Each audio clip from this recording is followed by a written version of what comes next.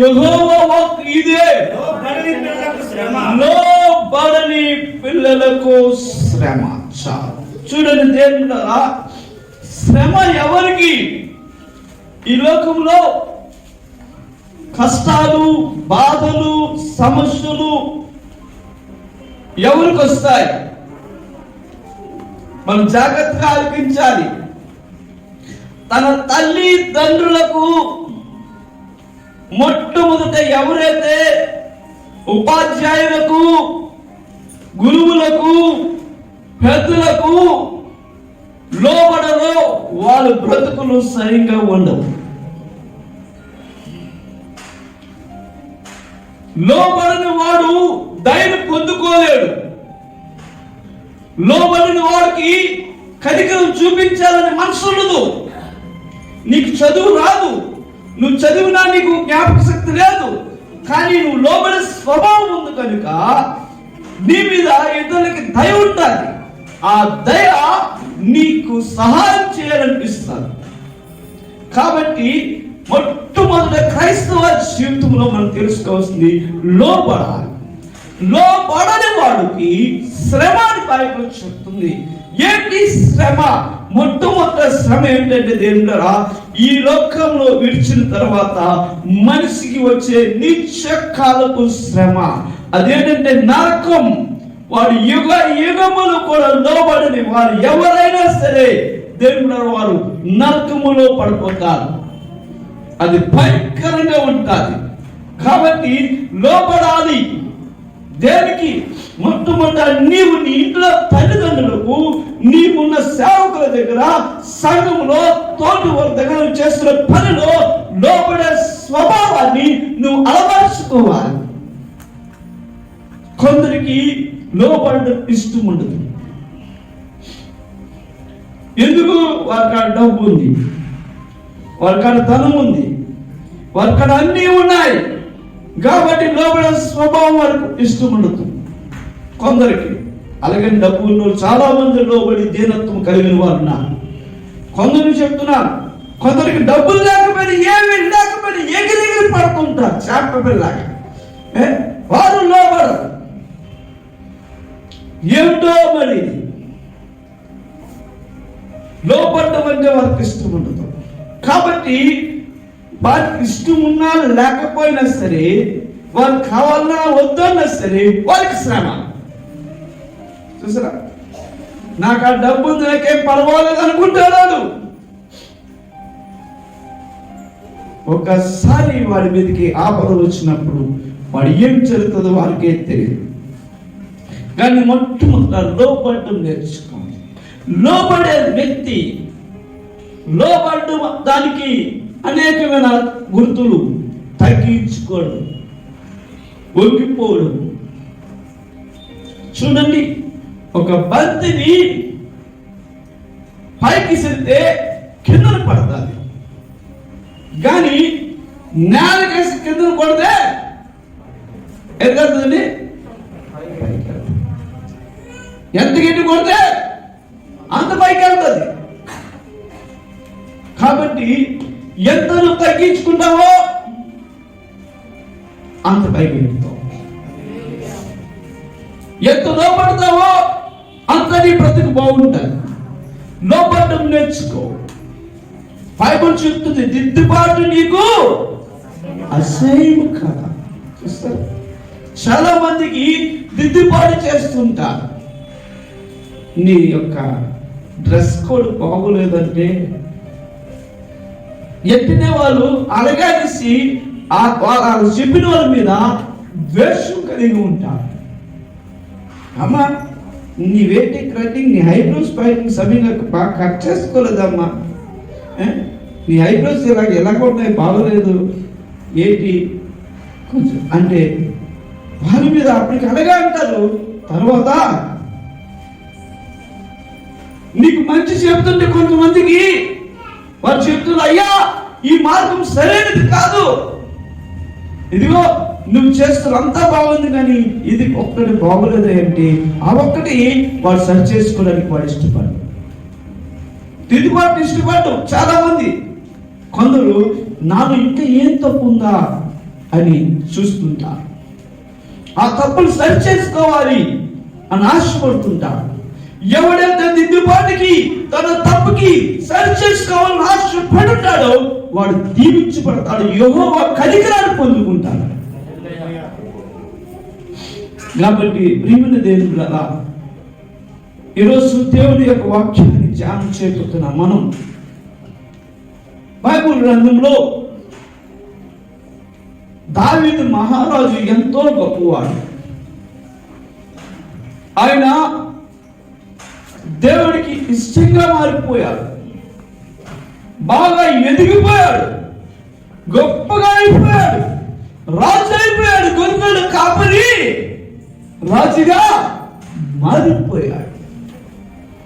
మారిపోయిన తర్వాత ఒక స్థాయికి వచ్చేసాడు. స్థాయికి వచ్చిన తర్వాత ఆయన హృదయాన్ని సాతానుడు ప్రేరేపిస్తున్నప్పుడు ఆయన హృదయంలో సాతానికి చోటిస్తున్నాడు.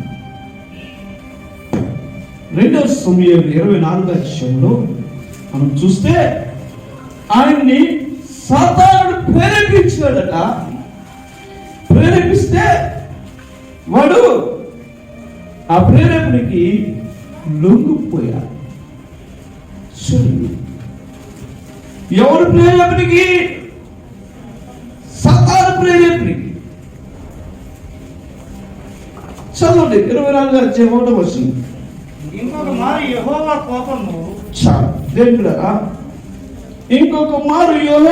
కోపము ఇశ్రాయేలు మీద రగులుకొనగా దావీదును వారి మీదకి ప్రేరేపణ చేసి 2వ వచనం చదవండి. అందుకు రాజు తన యుద్ధమున్న సైన్యాధిపతిని యోవాబును పిలిచి, చూడండి, ఇశ్రాయేలు మీద కోపం ఎవరికి? దేవునికి. ఎవరికండి? ఎందుకు కోపం? లోపడట్లేదు వాళ్ళు. దైవజనుడు వారిని నడిపిస్తున్న రాజు అయితే బాగా ఉన్నాడు. ఎవరికి కోపం వచ్చింది? ఇప్పుడు దేవుడికి లోబడిన ప్రజలు వాళ్ళకి ఎంత చెప్పినా అదే పని చేస్తారు, ఎంత వద్దన్నా అదే చేస్తున్నారు. కొందరు ఏం చేస్తారు? పిల్లడికి వెళ్ళొద్దు నేను మనం రోడ్డు మీద వెళ్తున్నప్పుడు చూస్తుంటాం. ఎలా ఉంటుందంటే ఆ పిల్లలు అలాగా అల్లరి చేస్తుంటే ఏమో మనం చూసినప్పుడు వాళ్ళ అమ్మ ఏం చేస్తుంటే లాగి పట్ట కొట్టేస్తుంటుంది. ఏంటమ్మా అంత చిన్నపిల్లలు అలా కొట్టేస్తాం అంటే, బాబు నీకేం తెలుసు బాబు, వీడు మామూలు అలా చేయట్లేదు, చిరాకెక్కించేస్తున్నాడు బాబు, ఎంత చెప్పినా వినట్లేదు బాబు. తల్లి చిరాకెక్కి కోపమై వినపోయినప్పుడు కొడుతుంటాడు. దేవుడు కూడా కొన్ని సమయాల్లో మనకి శ్రమల పాలు చేస్తారు. కొన్ని సమయాల్లో దేవుడు మన మీద కోపగించుకుంటాడు. ఈ కోపము, దేవుని యొక్క కోపము, దేవుడు మన శ్రమల పాలు చేయడము, దేవుడు కొన్ని సమయాల్లో మనం గద్దించడము, దేవుడు కొన్ని సమయాల్లో మనం శిక్షించే విధానము. ఎందుకంటే నీవు దేవుడికి దూరం అవ్వకూడదని, నీవు దేవుడికి దగ్గరగా ఉండాలని. అందుకని దేవుడు కోపడతాడు. కాబట్టి ఇక్కడ ఇశ్రాయేలు ప్రజలు ఎలాగున్నారంటే దేవుడు చెప్పినట్టు చేయట్లే. అరే పరిశుద్ధంగా జీవించండి అంటే అపవిత్రంగా జీవిస్తున్నారు. అరే దొంగతనం చేయొద్దు అంటే దొంగతనం చేస్తున్నారు. అరే నీ పొరుగు వారిని ఆశించొద్దు అంటే అది ఆశిస్తున్నారు. వ్యభిచారం చేయొద్దు. నీకు ఒక భార్య ఉంది కదా, చాలు. నీకు ఇంకొక భార్య ఉంది కదా, చాలు. నీకు ఒక భర్త ఉన్నాడు కదా, చాలు కదా. ఎందుకు మరి నీకు ఒక భర్త ఉంటుందిగా, ఇంకొక ఆవిడ కోసం చూస్తున్నావు, ఇంకొక ఆయన కోసం ఎదురు చూస్తున్నావు. ఒక భార్య ఉంటుందిగా, ఇంకొక ఆవిడ కోసం ఎదురు చూస్తున్నావు. అలాగే నీకు ఇచ్చాను సమృద్ధిగా ఆస్తి ఐశ్వర్యం, ఇంకొకటి ఎందుకు ఆశిస్తున్నావు? నేను కంట కావాలి కదా ఇచ్చాను, ఎందుకు ఆశిస్తున్నావు అన్న వాళ్ళు వినట్లే. వినే మనుషులు కాదు. అలా ఉంటున్నప్పుడు దేవుడికి వారి మీద కోపం వచ్చింది. దేవుడు వారిని శిక్షిద్దాం అనుకున్నప్పుడు ఏం జరుగుతుందంటే, దావీదు బహు ప్రార్థన చేస్తూ దేవుడి దగ్గర కన్నీరు కారుస్తూ దేవుడి మీద ఆధారపడుతూ ఉన్నాడు. ఇప్పుడు దేవుడు చూశాడు, వీటిని కొడతామంటే ఈ వ్యక్తి వచ్చి ఆటకేస్తుంది, వీడికి బుద్ధి చెప్తామంటే ఎవరు, ఈ అమ్మాయికి బుద్ధి చెప్తామంటే ఈ అక్క అటకించేస్తుంది. ముందు ఇప్పుడు ఎవరికి బుద్ధి చెప్పాలి? అక్కకి చెప్పాలి. మంచిదే అక్క, అక్కైతే మంచిదే, చెడ్డది కాదు, దుర్మార్గురాలు కాదు. కానీ ఈ అక్క ఈ చెల్లిని తప్పు చేస్తున్న కొడదాం అనుకుంటే అడ్డగించేస్తాడు. అప్పుడు దేవుడు ఏం చేశాడంటే ఈ అక్కకి బుద్ధి చెప్పడం మొదలెట్టాడు. ఈ అక్కకి బుద్ధి చెప్పడం మొదలెట్టాడు. అక్కకి చెల్లి ఇద్దరికి బుద్ధి చెప్పాలి. ఎందుకు? దేవుళ్ళ మన జీవితంలో కూడా మనం చాలా జాగ్రత్తగా జ్ఞాపకం చేసుకోవాలి. కొన్ని సమయాల్లో అసత్యానికి నువ్వు అడ్డుగా ఉంటే దేవుడు నీకు బుద్ధి చెప్తాడు. కొన్ని సమయాల్లో పిల్లలు లేకపోతే ఎవరైనా మన డ్యూటీలో ఎవరైనా తప్పు చేస్తున్నప్పుడు వారిని మనం సరి చేయకుండా మనకెందుకులే, మన బాధ్యత కాదులే అనుకుంటే దాని తాలూకు ప్రతిఫలం కూడా నీకు ఒక రోజు వచ్చేస్తుంది. హల్లెలూయా, హల్లెలూయా. చూస్తాడు ఏం చేశాడు దేవుడు. ఈ యొక్క దావీదు కూర్చుని ఉన్నాడు. ఇంకొక దగ్గర ఉంటాడు, దినవృత్తాలు అనుకుంటాను. సాతానట తర్వాత సాతానట ఏం చేసింది? ఇజ్రాయేలుకు అంటే ఇజ్రాయేల్ శిక్షించాలి, ఇజ్రాయేల్ నాశనం చేయాలి. ఎందుకు? వారు తన కుప్పట్లోకి వెళ్ళిపోయారు. చూడండి, సాతాను మీరు ఒకటే మాట చెప్తాను, దేవుడిని ప్రేమించి దేవుడికి ఇష్టంగా జీవిస్తే దేవుడు వారిని ఆశీర్వదించి ఆస్తికర్తలుగాను ఆత్మీయంగా ఎదిగింపచేసి వారిని కాపాడుతుంటారు. కానీ సాతాన్ని ప్రేమించి సాతాను చెప్పినట్టు చేస్తే సాతాను ఏం చేస్తాడు తెలుసా? ఒక మాట చెప్తాను. ఒకరోజు ఒక పోలీస్ ఆఫీసర్ ఆయన డ్యూటీ చేసుకుంటూ ఆయనకి ఒకరోజు సడన్ గా ఒక కోరిక వచ్చింది. అందరూ నా మాట విన్నారు, ముఖ్యమంత్రి కూడా నా మాట వినాలి, నన్ను గొప్పగా ఎంచుకోవాలి, నిన్ను భయపడాలి అని ఆలోచన వచ్చింది. అలాంటి ఆలోచనతో ఉంటూ ఒకరోజు ఆయన డ్యూటీ మీద ఏజెన్సీలోకి వెళ్ళినప్పుడు ఆయన చూస్తుండగా నది పారుతుంది.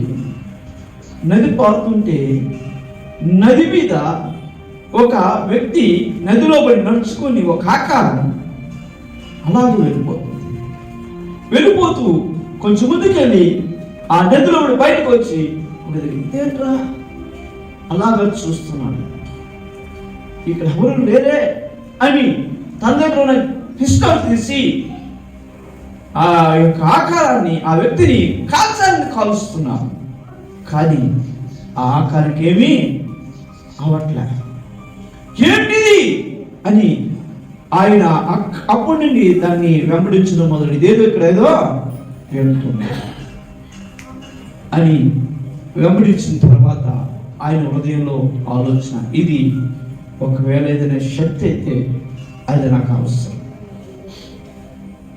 అది ఒకవేళ ఏదైనా శక్తి అయితే నాకు అవసరం, ఎందుకు నేను గొప్పవాడిని అని అది చేశారంటే దాన్ని వెంబడించడం మొదలెట్టాలి. అది ఒక సమయంలో ఆయనతో మాట్లాడిందట, ప్రజలు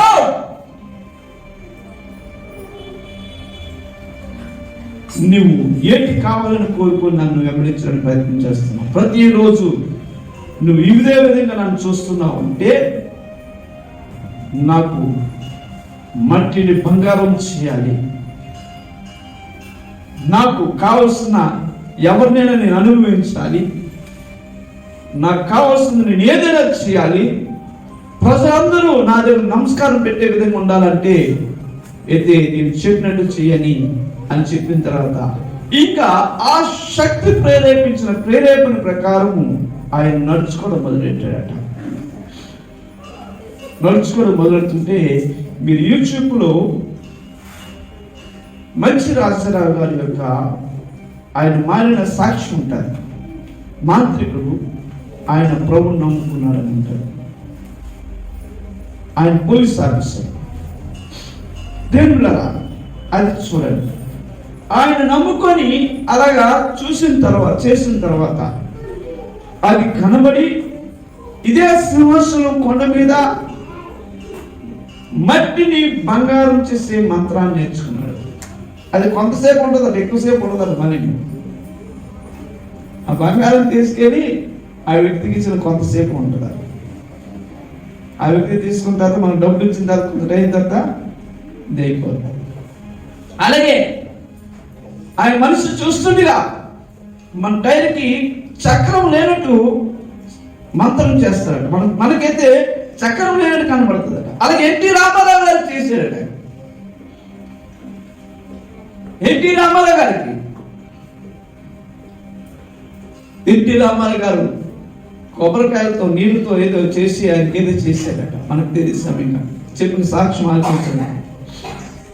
అంత బాధ్య దీనిగా అయిపోయాడు. ఇంకప్పుడు నుండి గాంభీరం, ఎందుకంటే ఆయన దగ్గర అనేకమైన సత్తువులు ఉన్నాయి. అలాగుంటుండే వాడు. ఒకరోజు ఏం జరిగిందంటే ఆయన నన్ను మించిన శక్తి ఇంక ఈ లోకంలో ఎవరికడే లేదనుకున్నాడు. క్రైస్తవులు చూస్తే కొట్టడము, బైబిల్ చెప్పడము అసహించుకునేవారు. ఒకరోజు ఆయన క్యాన్సర్తో బాధపడుతున్నాడు. విపరీతంగా మరణము ఆయన్ని ఆవరించింది. క్యాన్సర్ అనే దురాత్మ పట్టింది. హాస్పిటల్లో బాధపడుతున్న డాక్టర్లు అందరూ చేతులు తెస్తుంటే ఆయన ఇంట్లో ఉన్న కొందరు అయ్యా ప్రార్థన చేసుకుంటే ఆ మంచం మీద కూడా కోప్పడి వారు తిట్టు, నా శక్తి కన్నా ఇదేం గొప్పది కాదు, నేను బతుకుతాను, నా దగ్గర ఎటువంటి శక్తి ఉందని వాడట. అప్పుడు ఆయన మంచం మీద ఉన్నప్పుడు తాను శక్తులు పిలిచాడు, రా నన్ను బ్రతికించండి. ఏమిటి అంటే అప్పుడు అనేట, ఇప్పుడు వరకు మేము చెప్పినట్లు అనుభవించా కనుక మేమిచ్చే శిక్ష, కాబట్టి నిన్ను మేము బ్రతికించలేము, బ్రతికించే శక్తి మాకాడ లేదు, అనుభవించని వెళ్ళిపోయాడు. ఏ యేసునైతే ద్వేషించుకున్నాడో, ఏ యేసునైతే వద్దనుకున్నాడో, ఏ యేసునైతే లోబడలేదో, ఏ యేసు ప్రజలైతే దూషించాడో అదే యేసు ఆయనకి దర్శనమిచ్చాడు. ఎలాగంటే ఏ శక్తిని అయితే ఆరాధించాడో, ఏ శక్తిని అయితే కోరుకున్నాడో, ఏ శక్తి అయితే ఆయన చేయి విడిచేసిందో అప్పుడు ఆయన మంచి నుంచి అడుగుతాడు, దేవుడుంటే, ఎవరైనా శక్తివంతమైన దేవుడుంటే నాకు కనబడండి, నాతో మాట్లాడండి అంటే ఆయనకి సిలువ వేయబడిన యేసు కనబడ్డాడట. నువ్వు కాదురా అన్నాడు. నేను అడిగింది నువ్వు కాదురా,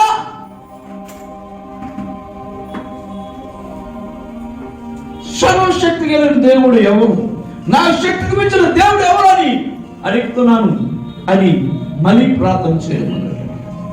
ఆ మంచం మీద మళ్ళీ యేసుప్రభు కనపడాడట. ఇదేంటి, నేను వద్దు వద్దంటే నువ్వే పదే కనబడుతున్నావే, నీవు కాదురా. చూసారా ఎంత గర్వంగా ఉన్నాడు.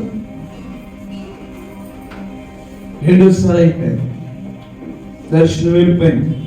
మూడోసారి గట్టిగా అడుగుతున్నాడు. కొన్ని రోజులు పోయిన అదే విధంగా, ఎవరు సర్వశక్తిమంతుడు, భూమి ఆకాశం సృష్టించిన దేవుడు ఎవడు, ఈ మానవులందరినీ రక్షించేవాడు ఎవడు అని మూడోసారి గట్టిగా అడుగుతున్నప్పుడు మళ్ళీ అదే యేసయ్య కనపడుతున్నాడట. హల్లెలూయా, చెప్పండి దేవుని స్తోత్రాలు.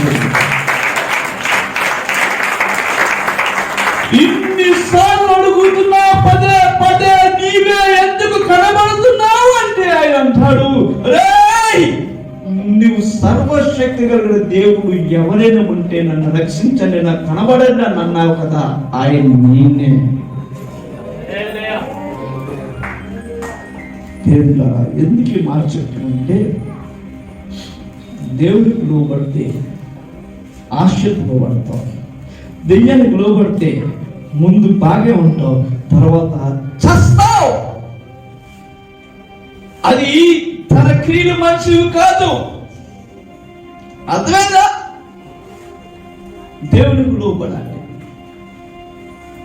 కాబట్టి ఇక్కడ ఏం జరిగింది? సాతానట ఇశ్రాయేలుకు విరోధంగా లేచి, చూడండి వాడు ఇశ్రాయేలు పాపం చేస్తున్నా, వాళ్ళకి శిక్ష రావాలి, వారిని దేవుడు శిక్షించాలి, వాడు నాశనం అయిపోదు. ఇప్పుడు వాడి కోరిక అప్పటి వరకు ఏంటండి, జాతరాలు, ఈతరాలు, డాన్సులు, కప్ డాన్సులు, పికార్ డాన్సులు, ఏమిటంటే డీజీలు పెడతారు. డీజీలు బిల్డింగ్ కూడా పెడుతున్నారు. కానీ వాళ్ళకి తెలియదు, వాళ్ళ బ్రతుకు ఊగిపోతే వాళ్ళకి తెలియదు. ఏంటి రాజేష్, డీజీలు రాజేష్ ఊగిపోతే వాళ్ళ బ్రతుకులు. తర్వాత దయచేసి డీజిల్ కాడికి డాజిల్ కాడికి వెళ్ళవద్దు, దేవుడి దగ్గరికి రండి. ఓడించి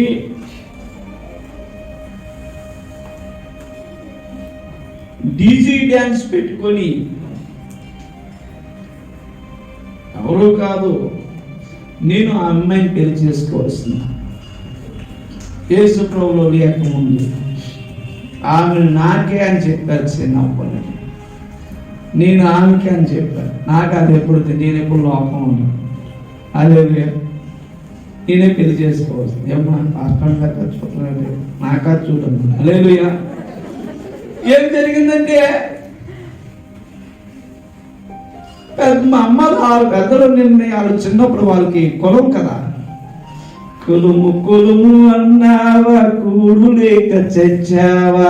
చూసారా, నా కులము నా కులం. అలాంటిది అప్పుడు మా ఇంట్లో వాళ్ళు, మన కులంలో అమ్మాయి నీకోసమే పుట్టిందిరా, అది నా కోసం పుట్టిందో లేదు దేవుడు నిర్ణయించాలి. ఎవరైనా నీ కోసం పుట్టారో అని అనుకుంటే దేవుడు నిర్ణయించాలి, నువ్వు కాదు. తర్వాత కొన్ని సంవత్సరాల తర్వాత నేను ప్రభువుని నమ్ముకున్నాను. ప్రభువుని నమ్ముకున్న తర్వాత ఏం జరిగిందంటే, నా జీవితంలో అయ్యో యేసు ప్రభువుని నమ్ముకున్న వాళ్ళు పరిశుద్ధంగా ఉండాలి, చెడు దృశ్యాలు చూడకూడదు. అయ్యో బాబోయ్, ఆ అమ్మాయికి అన్నీ ఉన్నాయి, పువ్వులు ఎక్కుంటుంది, కొన్ని పువ్వులు ఎక్కుంటే పువ్వులో నొక్కేస్తే బ్యూటీ పార్లర్కి తీసుకెళ్ళాలి.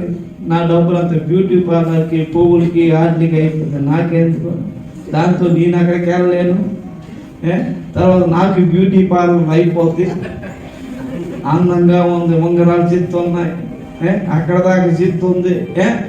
మా పుష్పం గారు చెప్పండి కూడా దేవుని స్తోత్రం చెల్లించండి.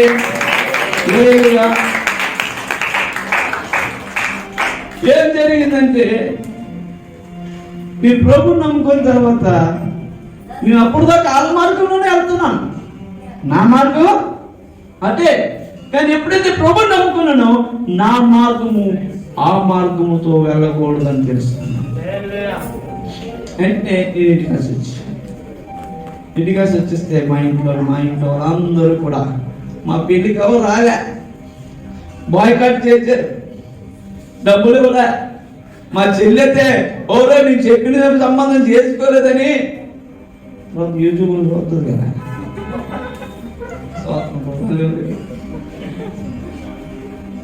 అదే వస్తుంది. పెళ్లి చేసుకుంటే కట్నం తరగతి వస్తుంది కదా ఆడవాళ్ళకి, ఆడపడుచు కట్నం రాదని నేను అది చెప్పిన పెళ్లి చేసుకోలేదు, కట్నం లేదు, దేవుడి బిడ్డలు చేసుకున్నానని ఆడపడుచు కట్నం రాదని స్ట్రైక్ చేశారు. చూసారా?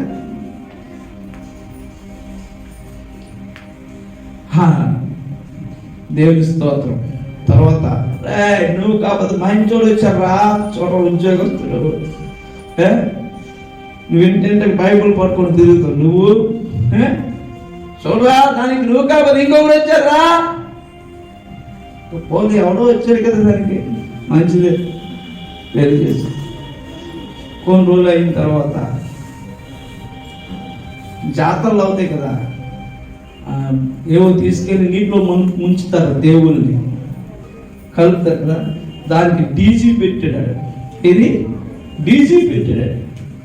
ఆ డీజీతో డ్యాన్స్ చేసి కొంచెం మందు వేసుకొని ఊపి ఊపి ఊపి మీరు ఎవరు కదా నేను పట్టుకుంటాను బొమ్మని. ఎక్కడ దాకా ఉంటుంది అది, ఎంత ఉండదు ఆ చెరువులో నడపడానికి. ఇంకా తోచేస్తే సగం బయటనే కనపడుతుంది అది. మీకు తీసుకెళ్తాను నెక్స్పట్ వెళ్తున్నప్పుడు కనపడుతుంది, చూసారు కదా. జెండాలు ఎదురుకుంటా చిన్న చెరువు, అది అంతమంది ఇక్కడ దాకా రాదు. అందులో నీయాడు ఆ డీజీ చేసి ఏంటేం తెలుసు అంటే తల్లిదండ్రులు మాట్లాడరు. జాగ్రత్తగా అది దించినప్పుడు ఆడు అటుగా చెరిపి ఉన్నాడట, అది అలా పడిపోయింది, దాని కిందన పడిపోయి చచ్చిపోయాడు. ఈ లోకం డీజీలు త్రాగుడు ఏం చేస్తుందో చెప్పడం ఏంటి. ఒక ఎవరస్తుడు త్రాగుతున్నాడు, దేవుడికి లోబడిన వాళ్ళు చేసే పనులు. క్రిస్టమాస్ రోజు 25th పేరుకైతే యేసేపు పేరేంటి యేసేపు. క్రిస్టమస్కి ఏంటి ఫ్రెండ్స్కి అందరు పార్టీ ఇచ్చాడు, పైన బాల్ పెట్టాడు, ఆ పైన స్టార్ పెట్టాడు, కిందని ఇంట్లోని బాల్ పెట్టాడు. వేడి కర్ర మసాలా చికెన్తో తీసుకుని 5 రోజులు తెచ్చుకుంటాడు. సురేష్ ఆరోగ్యం ఏం జరిగింది, సూపర్ థింగ్స్ తాగేసి బండి మీద వెళ్తూ వాడే డివైడర్ కొట్టి చచ్చిపోయాడు.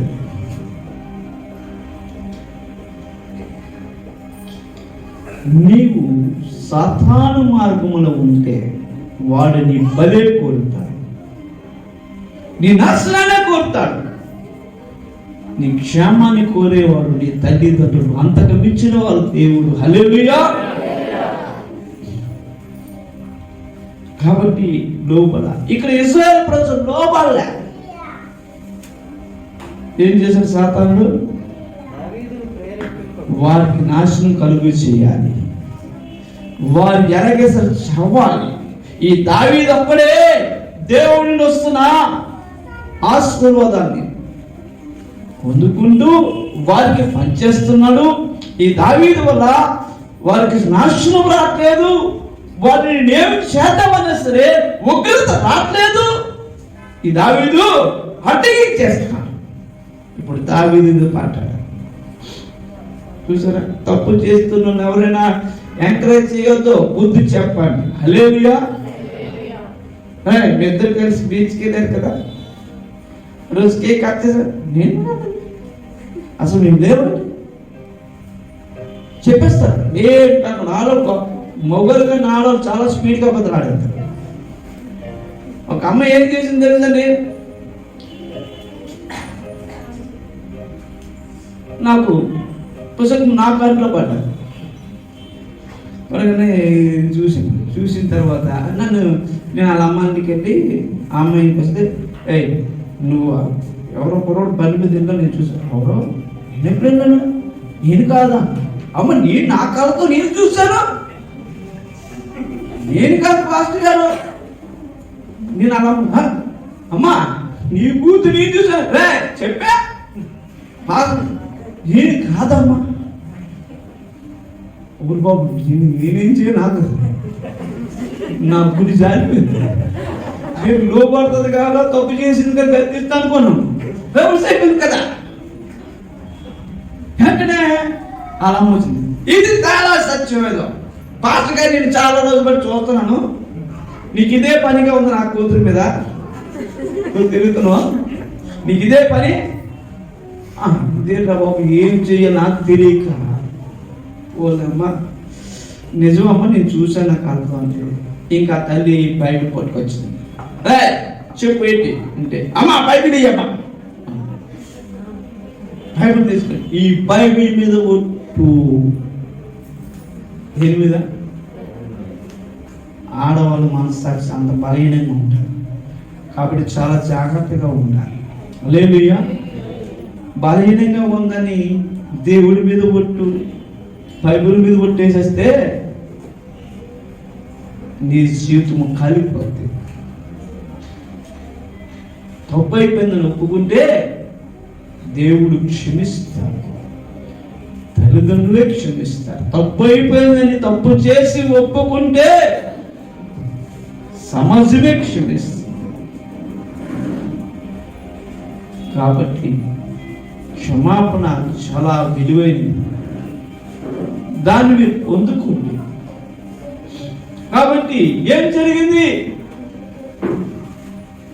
అలా అమ్మన్నది, ఇంకొకసారి నా కూతురు గురించి కానీ ఇలాంటివి చెప్పావా బావదని వార్నింగ్ ఇచ్చింది. నా కూతురు నువ్వు కూడా బుద్ధి చెప్పడం కాదు, ఇప్పుడు చచ్చిపోతే నిందేసేస్తున్నావు, కూతురు గెంతేస్తే గెంతేసింది. మాస్టర్ వారు ఇంకోటి గెంతేసింది. ఎవరితో చూసాను నేను ఆడుతుంది గెంతేసింది. బాబు నాకు ఇప్పుడు కళ్ళు తెరిచే బాబు గెంతేసిన తర్వాత చూసారా, చాలా జాగ్రత్తగా ఉండాలి. తప్పు చేసిన తర్వాత తప్పును సరిచేస్తున్నప్పుడు నువ్వు లోపడాలి.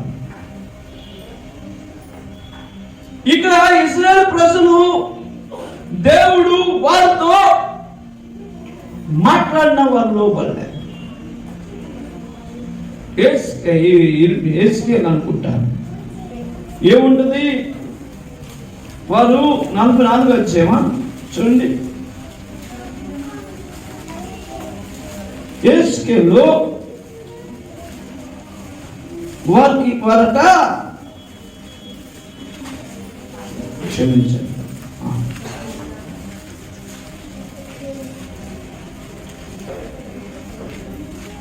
ఏస్కా కదండి, ఇర్మియా అంటే ఇర్మియా క్షమించండి. ఇర్మియా రాసిన గ్రంథం ఇర్మియా వారికి చెప్పిన సరే వాళ్ళందరూ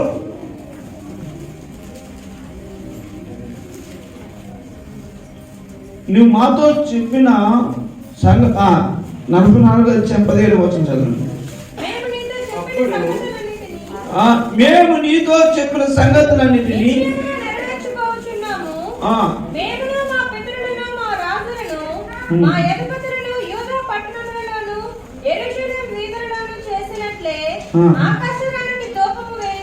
చాలు. ఇరిమి అన్నాడు, అయ్యో వద్దమ్మా అంటే, నువ్వు చెప్పినట్టు నేను చెప్పిందే చేస్తా. ఏంటి ఈ 15వ వచనం చూస్తే, అప్పుడు తమ భార్య అన్య దేవతలకు దూపము వేయుదురని ఎరిగిన పురుషులందరూ అక్కడ నిలిచిన స్త్రీలను మహా సమాజంగా కూడిన వారును ఐగుప్తు దేశమందరి చూడండి, దైవజనుడికి అమ్మా వద్దురాది నాశనం వస్తుంది, మేము అలాగే చేస్తాం. ఇప్పుడు దేవుడికి ఎలాగుంటుంది చెప్పండి? దైవజనులు చెప్తుంటే నీకు భలేగా ఉంటుందండి. దైవజనుడే కడిగేస్తావా? పాస్టర్ గారినే కడిగేస్తావా? నువ్వు కడిగించుకోవు, పాస్టర్ గారిని కడిగేస్తావు. నువ్వు కడిగినాకే తీసుకోమన్నావు కానీ నువ్వు మొత్తం కడిగించుకో. చాలా మంది వాళ్ళు చెప్తారు. ఏం జరిగింది దేవుని బిడ్డారా? ఆ దేవుడికి లోబడకపోతే చదువుతాం. యెహోవా నామమును బట్టి యెహోవా నామమును బట్టి నీవు మాకు ప్రకటించి ఈ మాటను మేము నీవు మాకు ప్రకటించిన ఈ మాటను మేము అంగీకరించుకోవాలి. వీడు ఇలాగ ఉన్నారండి. సాతాను ఏం చేసింది? దావీదుని కూడా ప్రేరేపించింది. ఎందుకంటే ఈడు అడిగేస్తాడు, వాళ్ళకి శిక్ష రాకుండా. వీడి మధ్యగా వాళ్ళకి చేస్తున్న తప్పులన్నిటికీ ఈ కారకులుగా ఉన్నాడు. ఇప్పుడు వాళ్ళకి శిక్షించాడు. ఏం చేశాడు? చదువు 3వ వచనం చదవండి. 24:3. యోబు 2వ సమయం 24:3 వచనం. అయ్యా త్వరగా.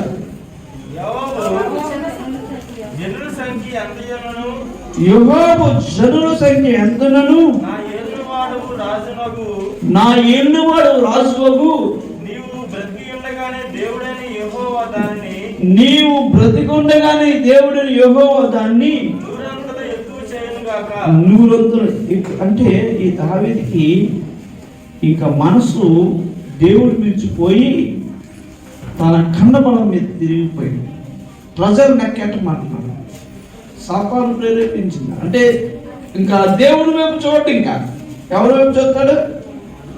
ఆ 2వ వచనం మనుషుల వైపు చూస్తాడు. ఇంకా తన బలాన్ని, తన డబ్బుని, తన అందాన్ని చూసుకునే మాట. యోబంటాడు, అయ్యా దేవుడు ఇంతకు ముందు కంటే నూరంతులు ఇచ్చాడయ్యా యెహోవా. ఎందుకయ్యా నీకు ఇచ్చింది అంటే ఏంటంటాడు? ఆయనను రాజు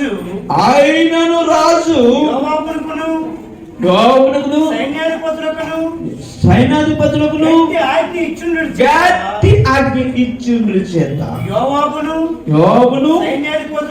సైన్యాధిపతులను యొక్క సంఖ్య చూచుడికై రాజు శంఖం నుండి బయలు వెళ్ళి ఇంకా అయిపోయింది.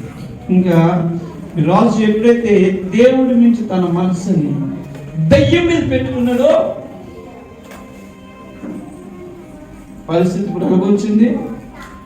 చదవండి 5వ వచనం అనుకుంటాను. 6వ వచనమా 5వ వచనం గీత. యోర్దాను నది దాటి యాజేరు తొట్టున గాదులోయ మధ్య నుండి పట్టణపు కుడి పార్శ్వమున అరోయేరులో దిగి అక్కడి నుండి గిలాదునకును దహినోది దేశమునకును వచ్చింది. గాదు వాడు అని ఉంటుంది కదమ్మా. 8వ వచనం చదవండి. ఈ ప్రకారం వారు దేశమంతయు సంచరించి 9 నెలల 20 దినములకు తిరిగి యెరూషలేమునకు వచ్చిరి. 10వ వచనము. దావీదు మనస్సు కొట్టుకొనగా అతడు నేను చేసిన పని వలన గొప్ప పాపము పట్టుకొంటిని. ఇక్కడ అంటున్నాడు, జనసంఖ్య చూచున్నందుకే దావీదు మనసును కొట్టుకొనగా అతడు నేను చేసిన పని వల్ల గొప్ప పాపము కట్టుకొని నేనెంత అవివేకినై దాన్ని చేసి యెహోవా కరుణించి ఈ దాసుడైన నా దోషమును పరిహరింపమని యెహోవాతో మనవి చేయగా. తప్పు చేస్తాడు, లోపడలే. తనకంటే కింద నువ్వు వాళ్ళు చెప్తే వినలేదు. నువ్వు నాకంటే కింద ఉన్నావు, నువ్వు చెప్తే నేనేంటి? నువ్వు నాకంటే చిన్నోడివి, నీకేం తెలుసు? నిన్నగాక మొన్న వచ్చే చర్చికి నేను పుట్టుకుతోడున్నాను సంఘంలో. మా పుట్టుకంతా క్రైస్తవునివి, నువ్వు మొన్న మారావు, నీకేం తెలుసు? కొందరు ఇదే మాటలు. ఏం జరిగింది? నాశనం రాగానే దావీదు ఏడుస్తున్నాడు, రొమ్ము కొట్టుకుంటున్నాడు. ఎలాంటి నాశనం? చదవండి. ఉదయం ఉదయమున దావీదు లేచినప్పుడు దావీదునకు దీర్ఘదర్శి గాదునకు యెహోవాకు ప్రత్యక్షమై ఇలాగ సెలవిచ్చాడు, నీ పోయి దావీదుతో ఇట్లనము, యెహోవా సెలవిచ్చినది ఏమనగా 3 విషయంలో నీ ఎదుట పెట్టించున్నాను, వాటిలో ఒక దానిని నీవు కోరుకొని ఎలా అనే దాన్ని నీ మీదకి రాకేసాడు. ఏంటి 3 విషయాలు? ఏంటి? ఇటు ఉద్యోగమా? ఇంకొక 10 రాజ్యాలా? ఇంకో 10 రాజ్యాలా? ఏంటి 3 విషయాలు? చదవండి.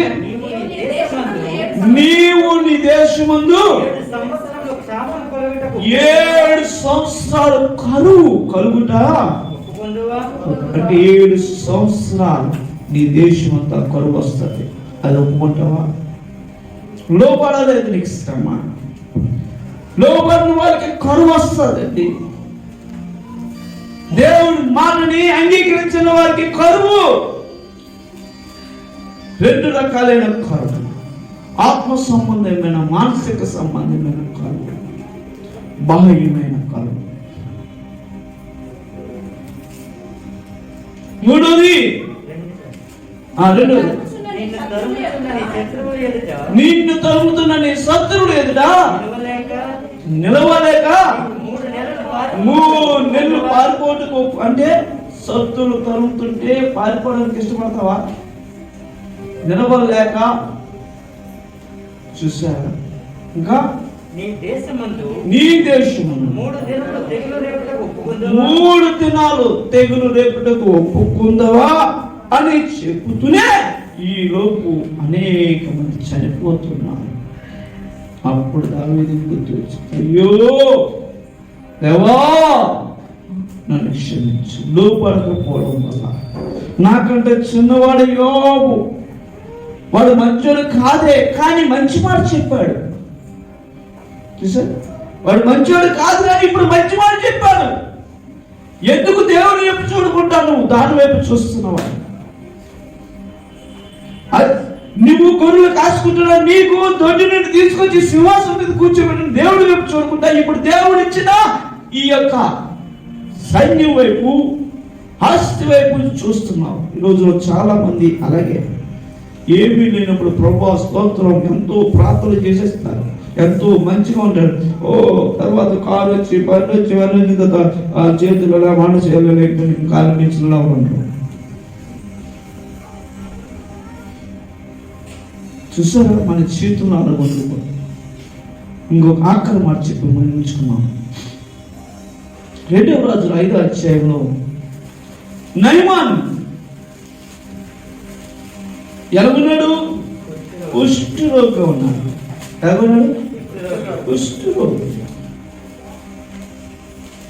అలాంటి కుష్ఠరోగి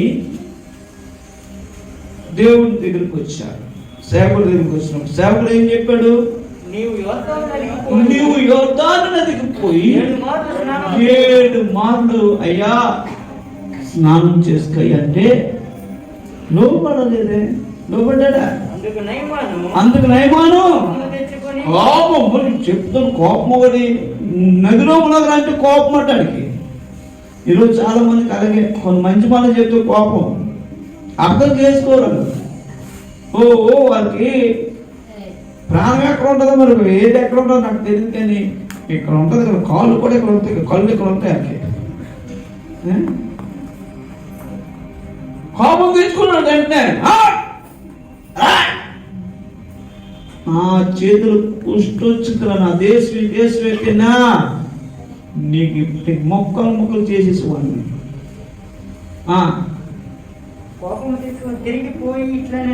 తిరిగి వెళ్ళిపోయాడు. ఎందుకని అనుకుని ఏంటన్నాడు? నా దేశంలో దమస్కు నదులైన అబానాయును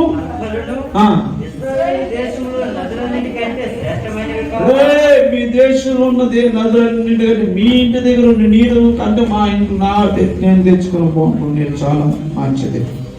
నీ నీరు తాగను, మీ నీరు తాగను.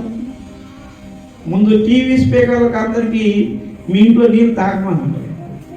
హల్లెలూయా.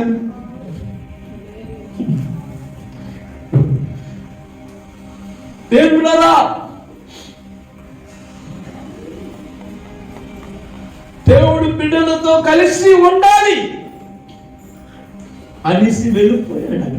లోబడకుండా వెళ్ళిపోయాడు. ఏం చేశాడు? లోబడకుండా వెళ్ళిపోయాడు. ఏంటైంది? వాళ్ళు లోబడలేదు కనుకని ఏ కుష్ఠతో వచ్చారు, దాంతో వెళ్ళిపోయారు. దయచేసి ప్రేమను దేవుడి మందిరానికి వచ్చావు. ఎలాగొచ్చావు? అలాగెలగా దేవుడి దగ్గర లోబడి నీ తప్పులను సరి చేసుకొని నీ పాపాన్ని ఒప్పుకొని దేవుడి దగ్గర నుండి దేవుని పొంది నువ్వు వెళ్ళు. ప్రార్థన చేసుకున్నావు, కళ్ళు మూసుకున్నావు. దేవుడు మనతో మాట్లాడుతుంది. మాట్లాడదు. ప్రార్థన చేద్దాం.